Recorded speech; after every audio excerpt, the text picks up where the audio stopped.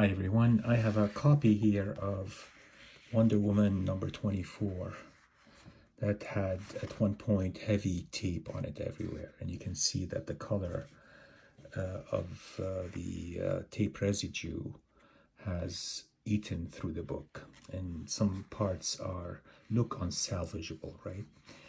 And I'm thinking, how do I at least get rid of these colors? And I found a study that uses agar plugs that have been impregnated with a solvent. The solvent in our case is Bestine.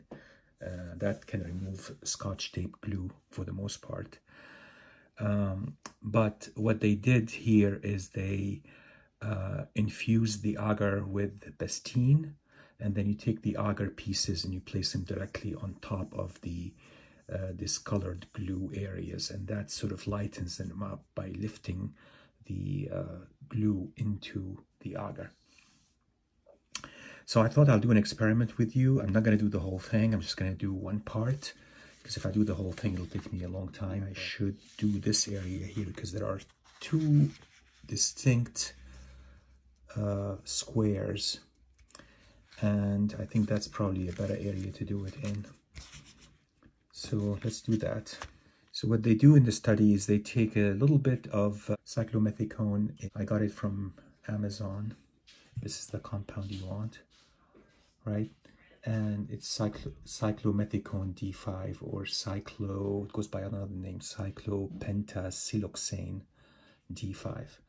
So this is supposed to, like, treated area here, when it's dry, if you treat the area, it's going to leave migration marks on the book, and to avoid that is you use a cyclomethicone,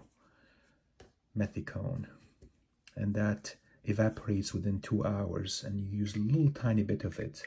So I'm going to use a little bit of the cyclomethicone in the area I'm going to be doing the study, which is, say this is our square. I'm going to compare it to the square afterwards, and they look pretty compatibly about the same, right? Color-wise, they look pretty much the same.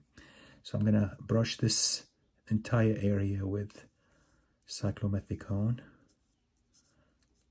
thusly, and then this will evaporate again in 2 hours on its own.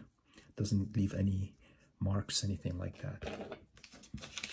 All right, so I have here the square that has Bestine in it.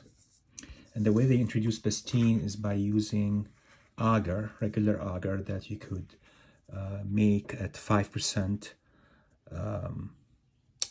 concentration in water. And then what you do, you slowly replace the water with Bestine by introducing different concentrations of ethyl alcohol. Ethyl alcohol happen to be miscible in both water and organic solvents. So that's the key thing here, is that if you use it, it should be able to take up eventually, ultimately, the Bestine. Otherwise, if you go from water to Bestine directly, it won't work. So you have to use their method, otherwise it's not going to work. So here I have the agar plug. Put it on, and then you need to cover it with a sheet of plastic so it doesn't evaporate during the incubation phase. So I put a piece of plastic on the top, and then a little bit of a weight. All right, and then we come back in about I'm going to leave it on for 45 minutes and then come back and check into it. All right, see you guys in a bit. All right, let's take a look, and this will need to be dried out before we can say yes, it worked, or no, it didn't work, that sort of thing. So I'm going to take the agar gel away and set it aside, and you can see there is some pigmentation to it when I hold it this way. I'm not sure if you can see it. I'll hold it here. So it did suck up some of this browning, but let's just wait and see how long, how well it worked. So we'll let this dry completely and then reassess it when it's dry. So this is how it looks like when it's dry, right? You can see significant decrease after 45 minutes in the discoloration due to the tape residue. And this side here, which wasn't treated, and you can see that it's still pretty dark, right, compared to this side here.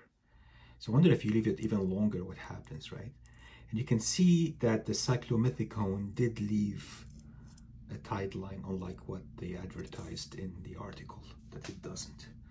And I applied it to this area here, and you can see some tight line of the silicone D5 all around here.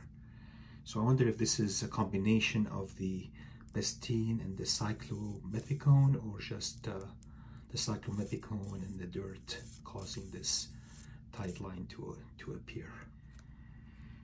All right, so success on the gel part. The gel does shrink after a while, but the gel does work, that has Bestine in it.